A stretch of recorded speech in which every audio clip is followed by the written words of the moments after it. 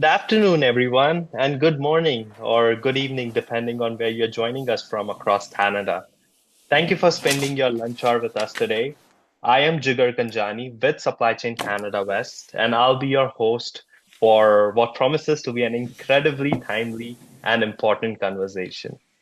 Before we dive in, I want to play a short video for you from Canada's Trade Commissioner Service. It's a quick, practical overview of how Canadian exporters can benefit from duty-free treatment under CUSMA.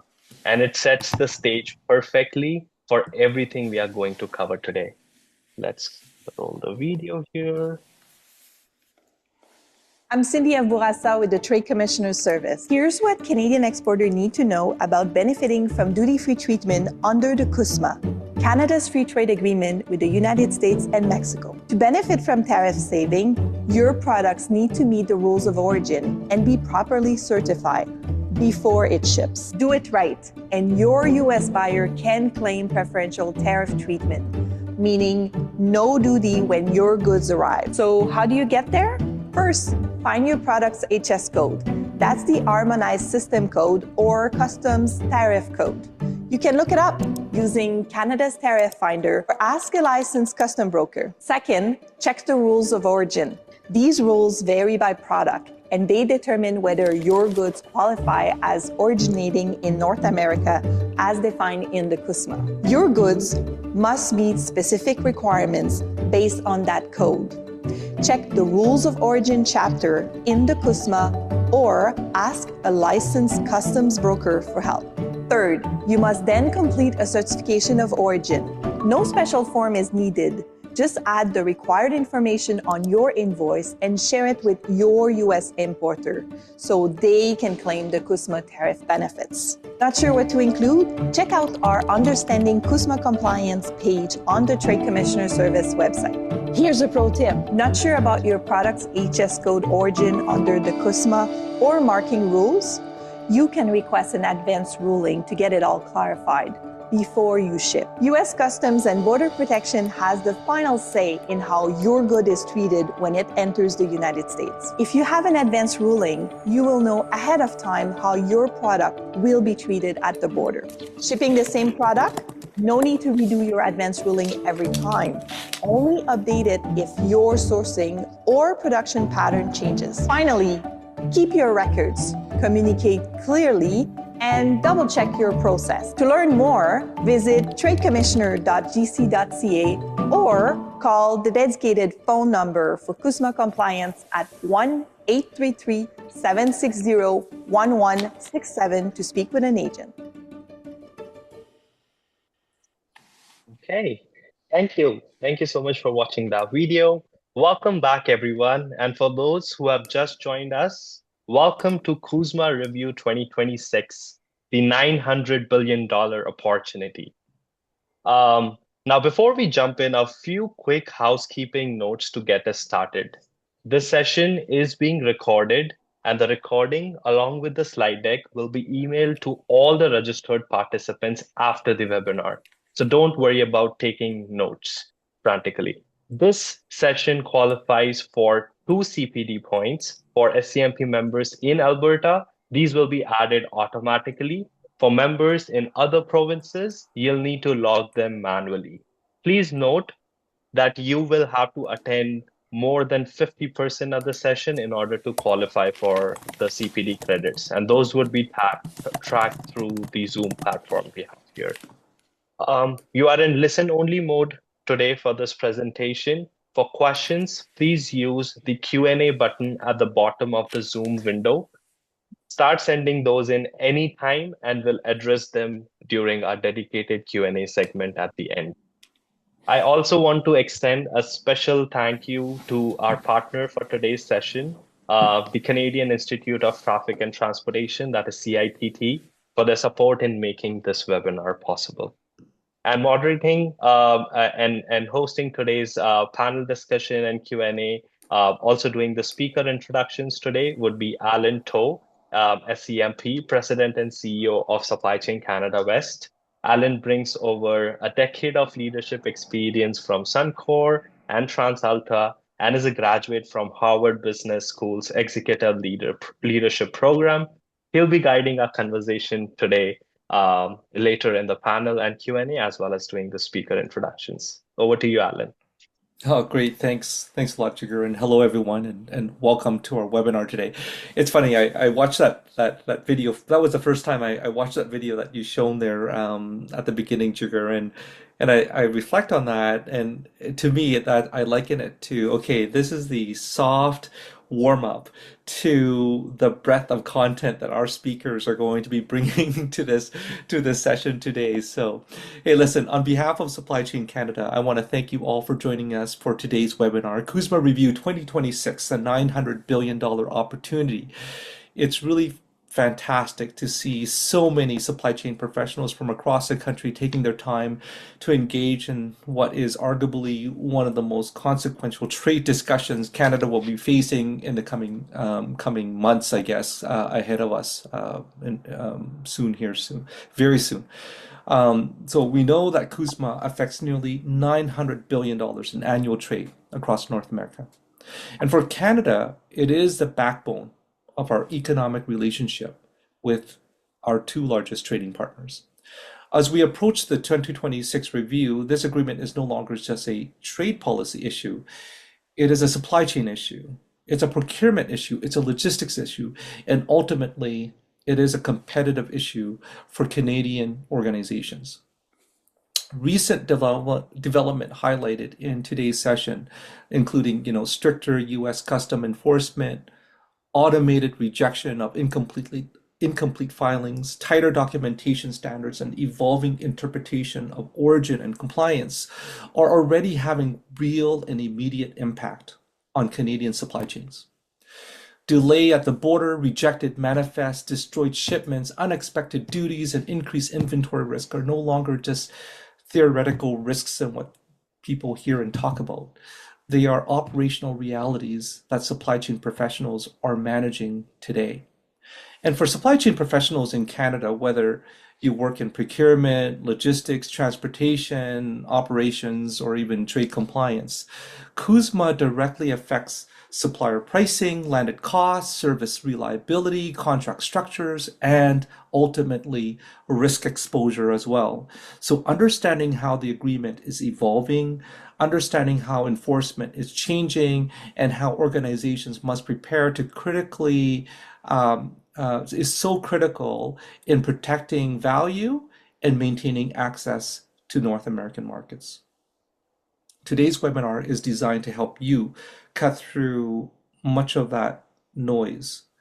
We'll move beyond headlines to focus on what CUSMA review means in practice, what Canadian organizations need to do differently, where risks are emerging, and how supply chain leaders can position their organizations to not only remain compliant, but to compete and grow in an increasingly complex trade environment as well. And to walk us through all of this, we're joined by two subject matter experts who bring deep practical insights into trade, logistics, and supply chain management. So joining us first is Beatrice Zosa.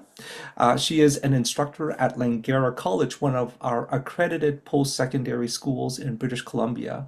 Beatrice brings both academic and applied perspective on global logistics, trade, and supply chain capability development, and her work focuses on preparing the next generation of supply chain professionals to operate in this complex international environment.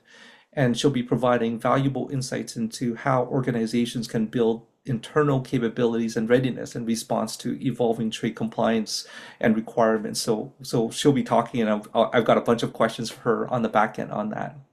Also joining us is Benita Lee. And so Benita is the trade advisor with BLPCX Solution, specializing in North American trade compliance. Benita is a close friend. I've known her for many, many years, and she brings extensive hands-on experience advising organization on custom processes, CUSMA compliance, documentation requirements, and risk mitigation.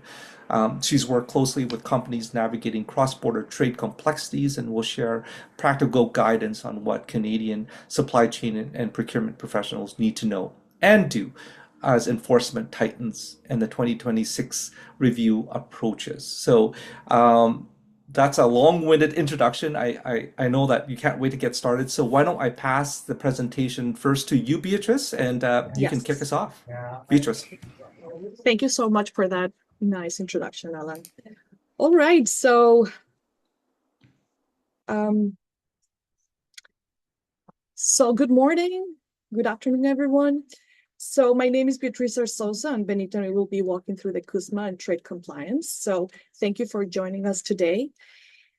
One thing that we have to keep in mind that in June 2026, CUSMA will undergo its first major review. And right now we're seeing unprecedented enforcement activity that has created chaos for unprepared business. Today, we'll equip you with knowledge and provide you this knowledge to help you to navigate these challenges and protect your cross-border operations. The 900 billion represents the total trade volume between Canada and the US. The stakes are incredibly high for Canadian business. So this webinar will prepare you for upcoming changes and enforcements. Today, the agenda covers current challenges, CUSMA fundamentals, compliance steps, and resources.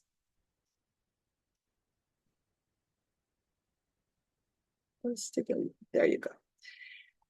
This slide is very interesting because it's coming from a courier, a very important courier, the largest courier in the US, that is UPS. So what is going on with UPS lately? So UPS is disposing of US-bound packages over customs paperwork problems.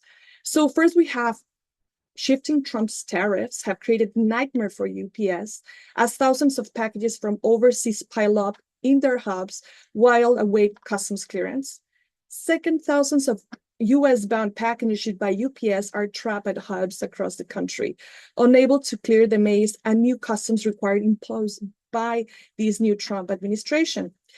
And as packages flagged for customs issues pile up in UPS warehouses, US Customs has begun disposing of some of the shipments. That means destroying the shipments. And frustrated UPS customer described waiting for weeks and trying to make sense of scores of conflicting tracking updates from the world's largest courier. But it's not only UPS, also DHL, FedEx, right? All these courier companies now are being, they're trying to solve these problems with customs. But this very interesting article is based on the NBC News story from recent months that shows the real world consequences of non-compliance, right? They aren't hypothetical scenarios. This is real, right? Real business are losing real shipments. So some customers have waited weeks only to learn that their packages, they were destroyed. So this is the new reality of the cross-border between Canada and the US, right? And compliance is mandatory. So exactly what's going on with UPS, FedEx, and DHL, right? The US ended the old program that is called the Minimis, right? And you would ask, what is that de minimis? I think some of you have read or heard in different websites, news, right? That now that the minimis program is not longer working. So the US used to allow import under $800 US to enter without paying custom duties or taxes, and with minimal paperwork. So the minimis was an important threshold, right? So President Trump signed a presidential order that eliminated all the minimis effective August 2025. So for all countries, meaning that even the smallest shipment, the cheapest shipments now face duties, taxes, and fully documentation procedures. So earlier in 2025, the exemption started with China and Hong Kong. That's where they started all the de minimis back in early 2025. And in August was the rest of the countries. So why this matters? Why this is so important? Lower value international packages are not longer duty-free, unfortunately. There, even tiny shipment must go through customs entry and potential paid duties and taxes. So what this means in practice, how it affects people that are using couriers, right, for applying for shipping products to the US, right? Instead of automatic duty-free clearance under the old minimis rules, so all importer shipments are now treated like regular imports. Customs needs accurate classification codes, HS codes, value of origin, information, commercial invoices, packing lists. Duties and taxes are collected even on shipments that were small amounts. Also taking consideration, there is a new updated system that is way stricter than before. And there is zero tolerance for any kinds of errors, right? What documentation failures are causing the holes? So vague descriptions, missing shipping information, incomplete manifests, right? Real business impact, of course, the loss of inventory, revenue, and even the destroy of your shipments. But it's not only for couriers, also carriers, also other means of transportation. So in this case, we will focus right now on ocean. So US CBP-1 cargo release. If we listen what the US just released for CBP ocean cargo, as US Customs tightens enforcement and updates its automated systems, ocean freight shipments are experiencing significant procedural delays at the manifest and cargo release stages. CBP has acknowledged processing delayed with ocean cargo manifest and status notification, and is now automatically rejecting incomplete filings and potentially holding up entire vessel loads, right, and inland terminals. At the same time, increased targeted examination on Canadian side are extending containers processing times by weeks, creating a compounding effect on the Canada-US ocean supply chains. So if you are shipping ocean products using ocean freight to the US, you are facing here the perfect storm. Why is that? CBP, US Customs, right, is upgrading their automated systems, right, while simultaneously tightening the enforcement. You would see that from the previous, during the Biden presidential era versus the Trump one, you can see that the enforcement, the audits, they just increase significantly. So Canada CBSA is also increasing the target examinations. So a container that used to clear between 2 or 3 days with any documentation errors, now if they found anything that they find suspicious on your commercial invoice, right, it could mean automatic rejection and restarting the entire process. So the manifest stage is the first points of entry into the CBP systems, right? Any errors here stops everything. Cargo release stage is the physical release of the goods from the terminals, the port terminals. Delay costs money daily, like demurrage. Automatic rejection means policy where system reject before human review. So if you don't submit your paperwork correctly, now it will get stopped at the port, your shipment. And demurrage, after a few days that you have some free days of demurrage at the port, after that, you'll be charged, and that will impact the price of your product. So CBP warns against duplicate filings, and delays can compound. Files should not attempt to refile the same transactions. Such duplicate filings will also add on to the current queues of processing. Now, the new CBP policy, automatic rejection of manifest filings, beginning September 2025, ACE will automatically reject manifest filings submitted with insufficient cargo description, consignee information, or shipper information. So first of all, let's ask, what is ACE? ACE is a Customs and Border Protection system, electronic system, where trade data is filed and enforced before the cargo arrives in the US. Why ACE matters for ocean shipments? Because data must submit electronically and on time and accurate. So late, inaccurate, missing filings, or it can trigger ISF penalties, cargo holds, examination, audits, right? Delays at the port. So in September 27, 2025, marked a turning point. So CBP implemented automatic rejections. So meaning the computer system now will screen every manifest, filing all the manifest filing, and automatically rejects anything incomplete. So there is no human review here, right? No opportunity to explain, no grace period, nothing. It's just a system. So get it right the first time and start over. So, and whatever you do, don't try to refiling thinking that the things will speed up. CBP explicitly warns us against this practice, right? Because it makes the backlog worse. The duplicate filing warning shows how backed up the system currently is. And zero tolerance for incomplete data means your broker or freight forwarder must get it right the first time. Quality control must happen before the submission, not after. Also, we have the cargo release, right? So CBP is clamping down on vague air cargo descriptions. So CBP said that carriers and other parts filing air cargo advanced screening, or ACAS, data must provide precise description of the cargo. Generic terms like gifts, accessories, parts, toys, or consolidated will not longer be accepted. Filers must correct these issues with the shipper. Now, CBP will reject incomplete manifests across all modes, including air. CBP has implemented an automatic rejection of manifests, including air, that lack sufficient descriptions, consignee information, or shipper information. So this will prevent incomplete filings from being accepted into the US until corrected.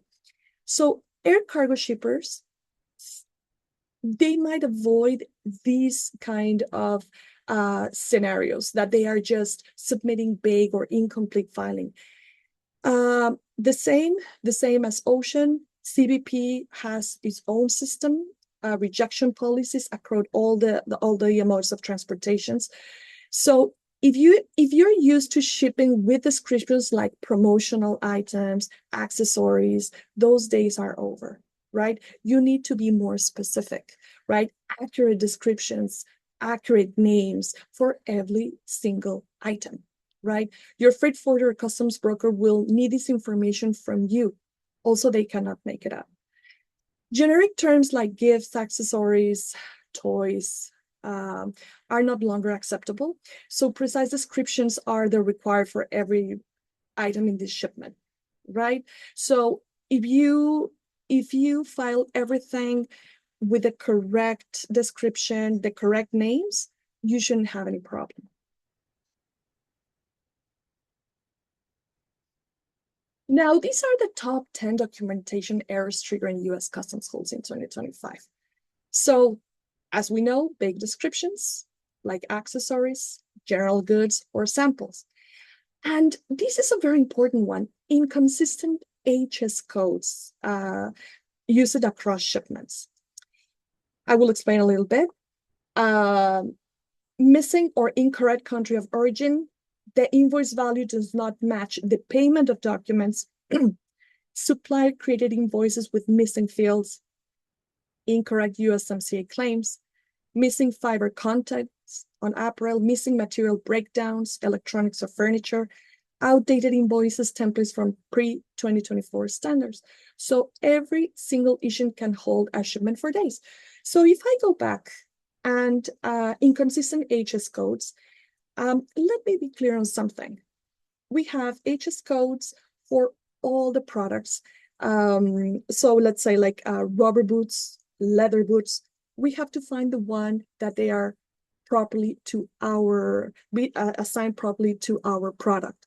Sometimes, unfortunately, some shippers, they correct or not the proper HS codes to their shipment, and that can create a problem at the border, right? Missing or incorrect country of origin. I have encountered a lot of shippers saying like, hey, Beatrice, my product is manufactured in Canada, so it's manufactured here. Could I apply CUSMA? Not that easy. right? Just because it's manufactured in Canada, that doesn't mean that would be a CUSMA compliant product. But we will see that in next slides.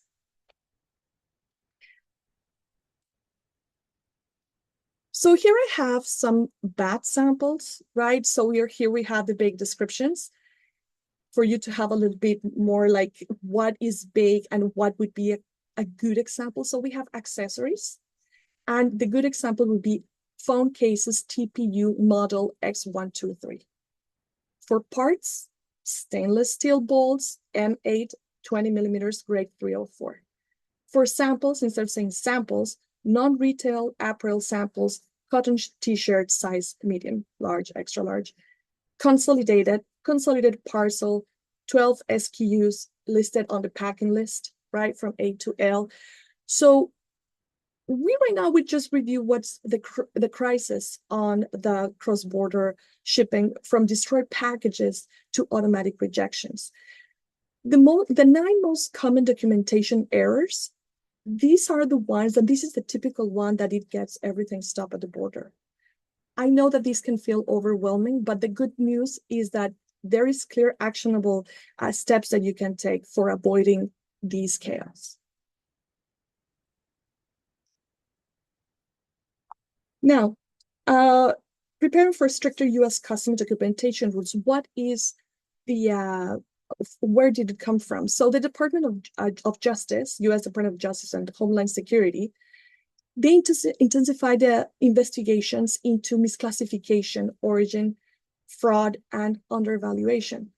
So document errors, once overlooked, are now clear red flags. So sometimes, unfortunately, some importers, they undervalue the commercial invoice in order to pay less duties and taxes on the imported products. That's why the Department of Justice said, like, no, this is be considered as fraud. But also the case of the HS codes. So for instance, if we have rain boots, so rain boots, rain boots would be rubber, made of rubber. It would be the MFN, the most favored nation's duties, would be around 20 to 30%, right, for import. And leather boots would be 18. Sometimes they found out that they were importing rubber rain boots declared as leather boots, and that is considered a fraud, right? So that's why the Department of Justice and Homeland Security said, like, no, there's so many things here, right, that we have to check, and it will consider a fraud. So that's why the correct description on your HS code is fundamental. And whatever you are paying for your shipment, or you receive the payment is the same, that should be represented on your commercial invoice. So any single discrepancy in the shipment can trigger a flag of the entire business. Now, let's start explaining what's a free trade agreement. So a free trade agreement for Canada is a formal international treaty between Canada and one or more other countries that reduce or eliminates barriers to trade, such as tariffs, taxes on imports, quotas, and some regulated obstacles, in order to make it easier and cheaper to buy and sell goods and services across the borders. So free trade agreements, they are incredible tools for cost savings and competitiveness. So, but they are not automatic, right? This is a critical point made business miss. Simply shipping from Canada to the US doesn't mean that you automatically will get duty-free, right, treatment. You must actively demonstrate that your goods qualify under CUSMA rules always, right? Think a free trade agreement as a discount code, right? So it only works if you enter the correctly and prove the eligibility for it, you can use it, right? Before diving into CUSMA specifics, we need to establish the foundational concept. Free trade agreements are a legal framework that makes duty-free trade possible, right? FTA benefits are not automatic, so we must prove eligibility through rules of origin and documentation. Cost savings can avoid duties between 5 to 25% of a shipment value.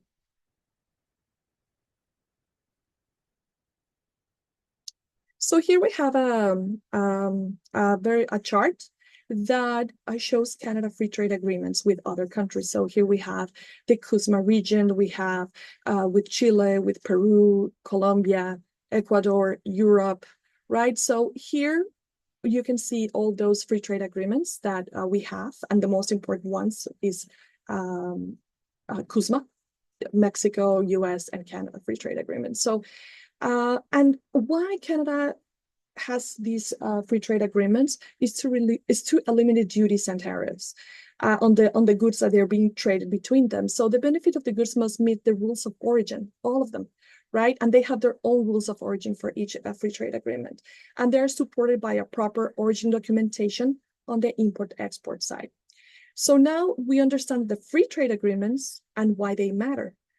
Let's zoom on the specifics. So CUSMA, Mexico, US, and Canada trade agreement is the most important free trade agreement Canada currently has, right?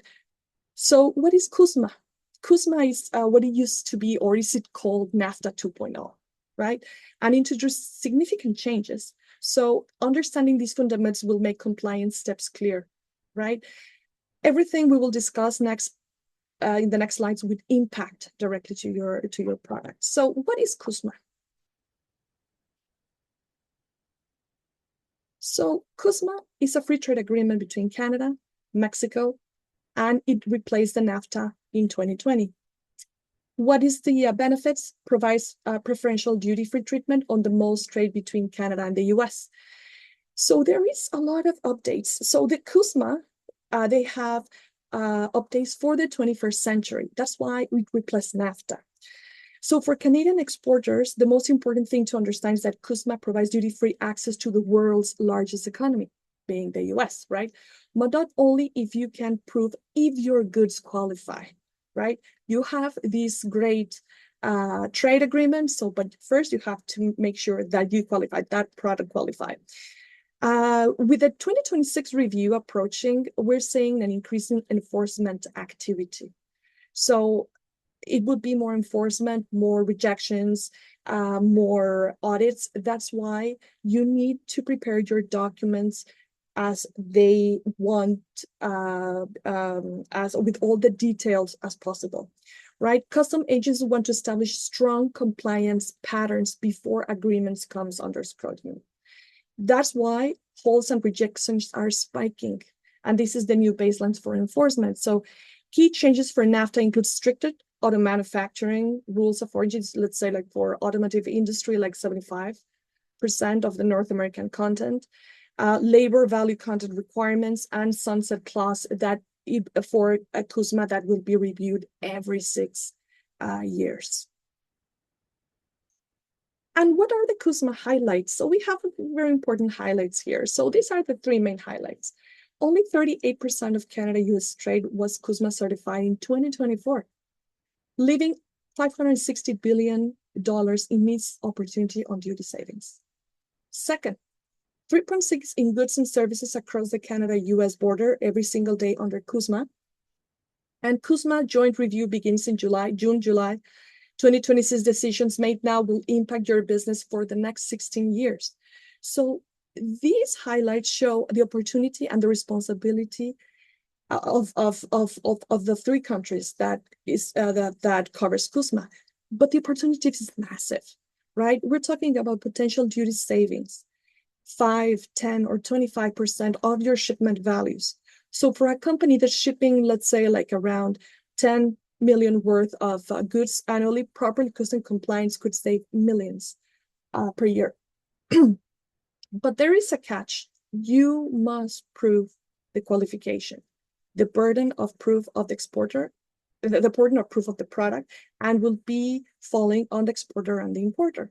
CBSA, CBP, Mexican customs, they don't trust importers. They need documentation. So what everything says in the documentation, that's how they're going to process. So evidence, records to support every CUSMA claim you make. So US, CBSA, and Mexican customs, they will be checking for everything, that burden of proof, certificates of origin, qualifications, everything they're going to check your process. So 99% of industrial products need CUSMA qualification requirements, includes proof of origin, rules of origin, compliance certification, and 6 years of record retention. Why is this 6 years record retention? Because you probably will get audited within 6 years.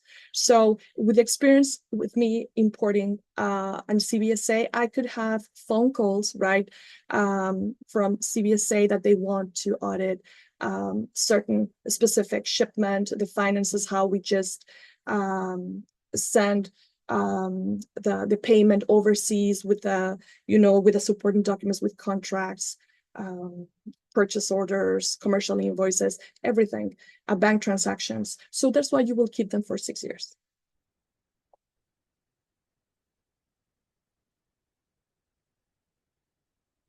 So I want to be very clear about something. CUSMA compliance is not optional, right? The consequence of non-compliance is severe. You already know that. We're not just talking about paying duties that some importers try to avoid. We are talking penalties here that can exceed the duties themselves. So we're talking about shipments sized at the border, right?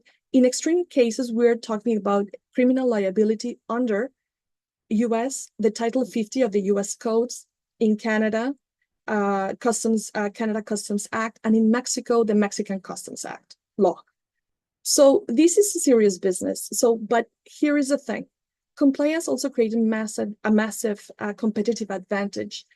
Companies with solid compliance systems get faster clearance, better relationship with CBP, CBSA, lower cost, and serve customers more reliably. And this is not just risk mitigation. This is just being strategic. So legal consequences include denied preferential treatment, penalties, up to domestic of value goods, potential criminal liability, financial impact includes loss of duty, 5-25% of value penalty assessments, and cash flow disruption. The next, this is a very useful chart. If you're exporter or importer, this is the CUSMA trade flow. So if you're an importer, you have to verify eligibility, certificate of origin, preparedness of documentation, customs clearance, and goods delivered. If you're on the export side, right, product classification, certificate of origin, export documentation, submit declaration, and the cross-boarding process. So this is CUSMA, right? It depends if you are an exporter or an importer. These are the overview steps that you have to follow.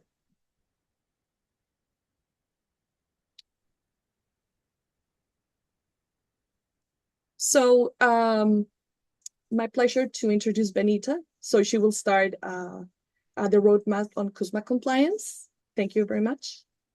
Thanks so much, Beatrice. Thanks for scaring the heck out of all of us. You're welcome. So I get to be good cop then today. I'll be sharing the roadmap, and depending on who you're talking to, procurement, operations, finance, you're gonna talk from the point of view that they care about. And that's what will give you confidence when you're learning the CUSMA game. CUSMA compliance follows a sequence, and each step builds on the one before it. And it impacts the entire value chain. As the slide before said, it's not just procurement, operations, finance. It's also the sales and export teams after you make a good, if you're a manufacturing company. You don't start with a certificate. You start with understanding the rules, classifying the product, and determining origin. When companies skip steps, that's when things break. And usually it happens at the border and it's very public. But prevention happens at the contract or purchase order level. And that's why procurement, operations, and finance need to know the same set of rules. Okay. Beatrice found these maps. These slides are like amazing. This is the step-by-step guide to compliance and building your CUSMA program. It's laid out in 6 easy steps, easy peasy, lemon squeezy. It took me 10 years to get the hang of it. Um, so understand the basics of the game, classify your product. HS classification, Beatrice didn't mention, is a science. I mean, you can use a tariff finder and your broker, but as Beatrice said, it's the liability, the onus to prove your documentation is 100% on you. Determine your product or commodity if it meets the CUSMA rules of origin. Now, the CUSMA rules of origin is a 270-page document. But lucky for you, we don't have the time today for that. You only need to know that there's a lot of research that goes behind it. Only then can you really issue a certify a CUSMA form, which is considered a legal document, as Beatrice said. The final step, this is my favorite part and probably would bore you to death, but the record keeping, because I'm kind of a sadist. And this is because I love it, because this is where you bulletproof your story, your custom story. Any document that you issue can be audited and verified. And sometimes the penalties, fines, and the forfeitures can like shutter a business depending on the size.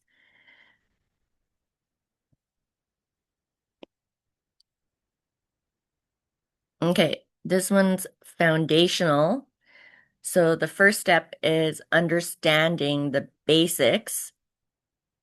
You need to understand which agreement applies, what products are covered, and what obligations come with it. CUSMA eligibility can change if your sourcing changes, your supplier changes, your product design changes, or even if the Tariff Act changes.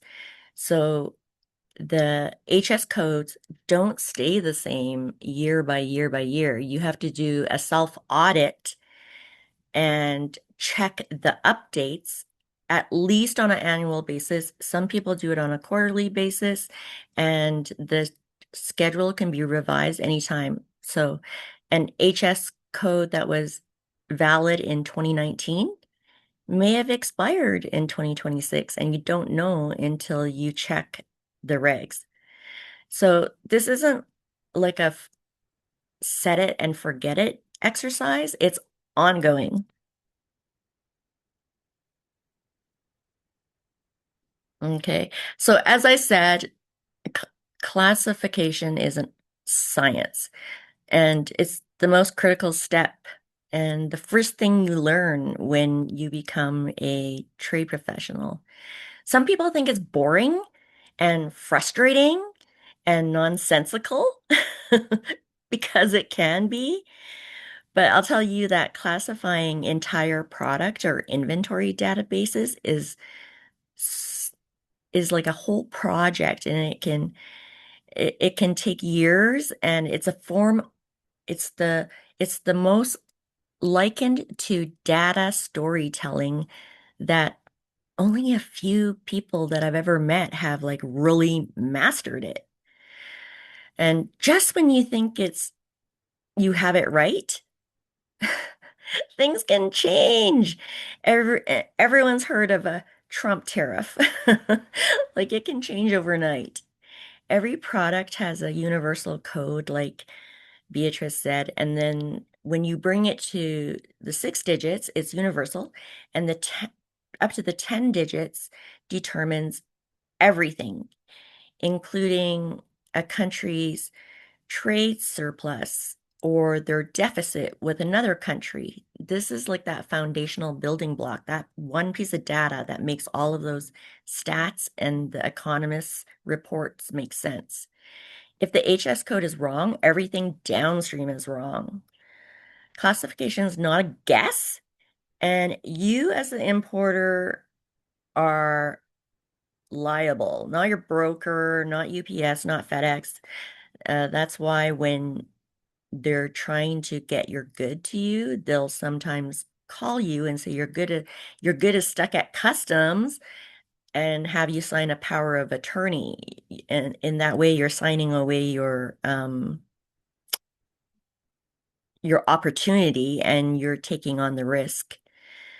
And they're doing it on your behalf. So not cool. It should be an in-house function. Origins often, oops, sorry, I forgot to advance. Origin is like the most misunderstood thing. It's not about where something ships from. It's about where it's made, how it's made, and with what materials. CUSMA gives us four main ways you can qualify as originating, and most manufactured goods require real analysis to get it right. I'm not going to go through these the ways of qualifying in great detail because that's a whole other workshop that could be like six hours, 3 hours in the morning, 3 hours in the afternoon, a lunch in between. It's quite consuming. So the the method one, the wholly obtained or produced method, and this is one of the fields in your CUSMA. This is the simplest method. If a product is completely obtained or produced in North America, like agriculture, natural resources, animals, fish caught in our territorial waters, goods coming entirely out of the ground, like crude oil in Alberta, critical minerals mined in BC, or potash that comes from underground in Saskatchewan. But for most manufactured goods, this won't apply. But when it does, it's really clean and defensible. So that's why it's easier for some industries. Um, the second method is the tariff shift rule. And this method looks at a substantial transformation. So like an oakwood lumber coming in as HS code 44, chapter 44, turning into a kitchen table in chapter 94 for furniture. That's a substantial transformation. Importing pipe from China, which is not a CUSMA country, slapping some paint on it in your workshop or your warehouse, and then calling it a substantial transformation, not going to cut it. Number two is method three is the tariff shift rule. And then you have like these calculations called the regional value content calculation. And this is where the accountants and the finance people can help you out when you're trying to come to this to issue your NAFTA. Or sorry, did I just say NAFTA? I meant CUSMA. I have been in this game for 20 years and I can't stop saying NAFTA. Sorry about that.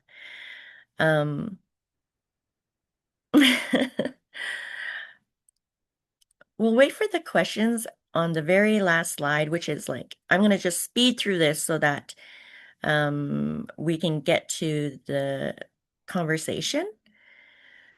De minimis, and it's not the de minimis that Beatrice talked about. It's the minimum threshold of originating materials that you have to have in your good in order for it to qualify for CUSMA. Forming the certificate. Okay, so like everybody looks at this form and thinks, oh yeah, it'll just take me 5 minutes. But every single element on this form, and there's 9 elements in particular that you need to get right. One of them wrong, it's not valid and nobody can use it and it won't stand up to the scrutiny of audit.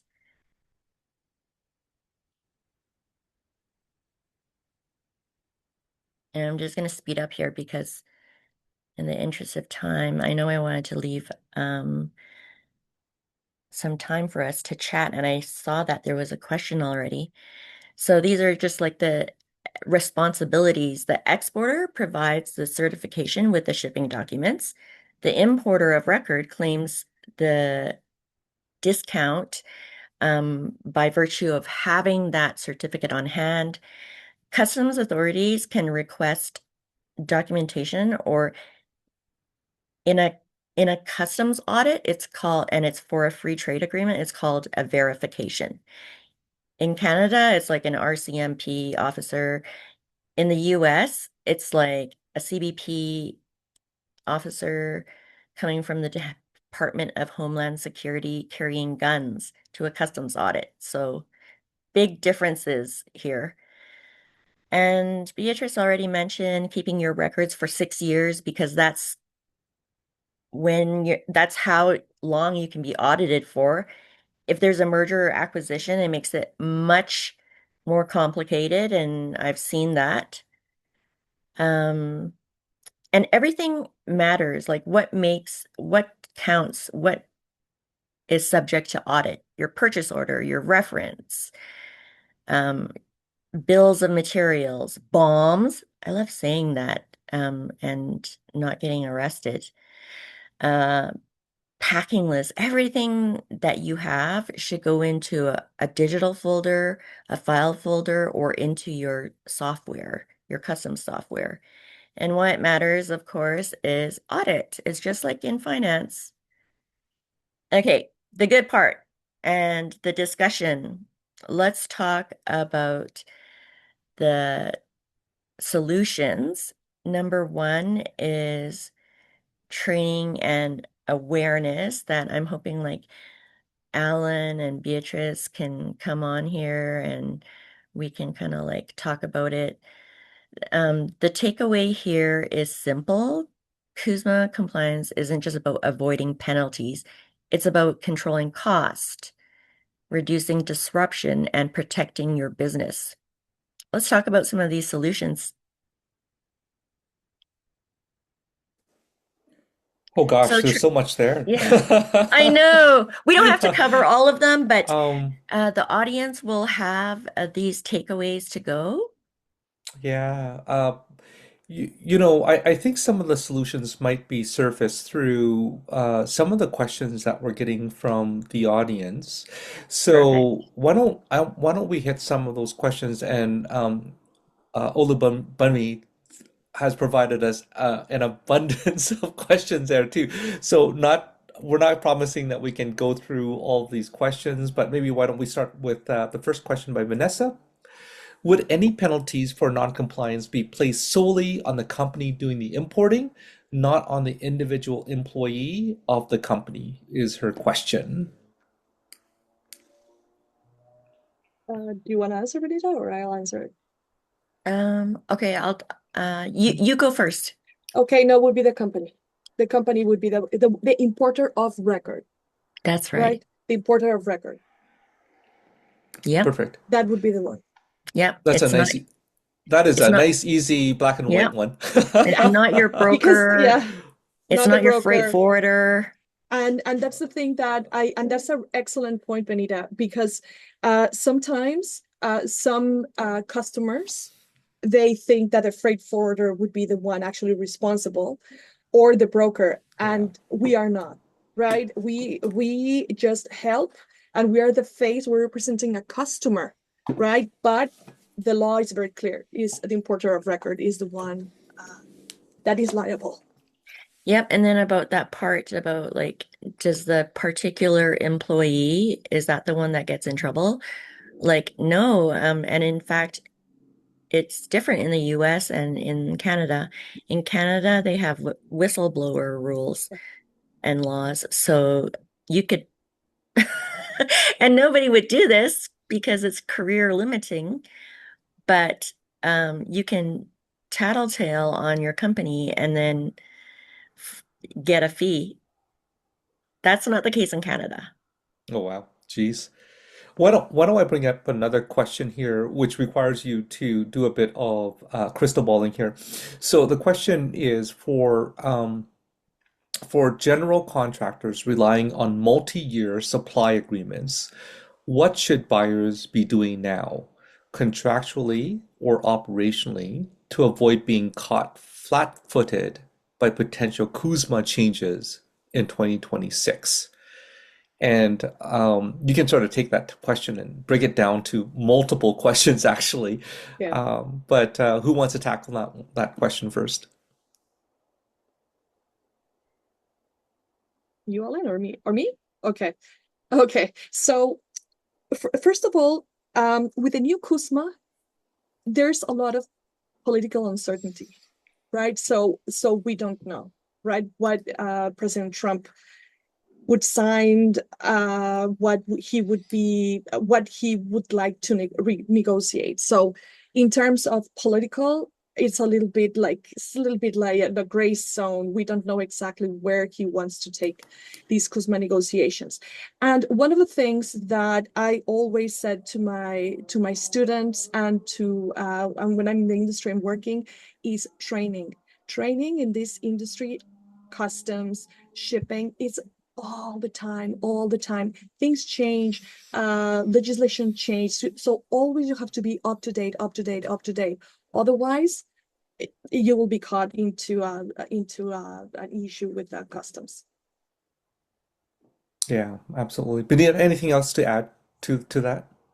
Yeah, my response to this common question is nobody knows, and it's either going to be a renegotiation, a review, or a rip-up. Yeah, We don't know. we don't know yet.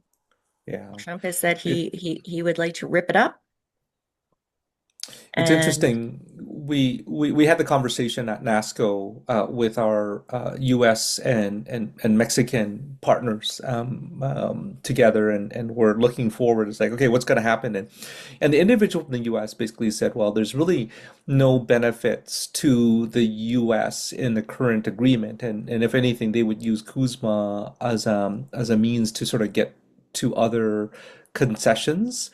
And so what we're going to see is this very long approach to finalizing a deal, because there's really no fire to light on the U.S. side. On the area of education, maybe that's a good point. Jigger, you want to maybe put up the poll, and I would love to poll the audience to see if we were to create a workshop to support all of you in understanding and being compliant, um, which topic would you find most valuable to you and your team? So maybe just take a moment to fill that in just quickly, and I'll pause for 10 seconds to let everyone fill that poll in. And given the abundance of questions, um, and obviously we're not going to get to it by the time we get to the top of the hour, Beatrice, Benita, would you be able to maybe work with us post the meeting to provide a response back? And what we can do is send a response back to all of those in attendance, a response to the questions. Sure, yeah, of absolutely. course. Okay. I've kind of started doing that in the chat already, but if they want long answer, we can do that too. Yeah. Okay, fantastic. What's the result? Oh, wow. It is cut across fairly, Customs compliance. yeah, custom compliance and cross-border, CUSMA and free trade agreements, followed by tariff classification and HS code mastery. And it looks like there are a number of questions from the audience on HS codes as well. Unfortunately, wow, that as I said, these webinars go by super fast. We are at the top of the hour, and we always want to make sure that we respect all of your time, so we want to finish on time. Benita, Beatrice, thank you so much for your guidance and your insight to guide us through this. There is definitely so much more to learn. We'll get back with the responses to the rest of the open questions. We'll share them with all those in attendance, as well as a copy of the presentation and a link to the video as well. Thank you again for your participation, everyone, and please make sure you have a safe, wonderful day. Bye for now. Thank you, everyone.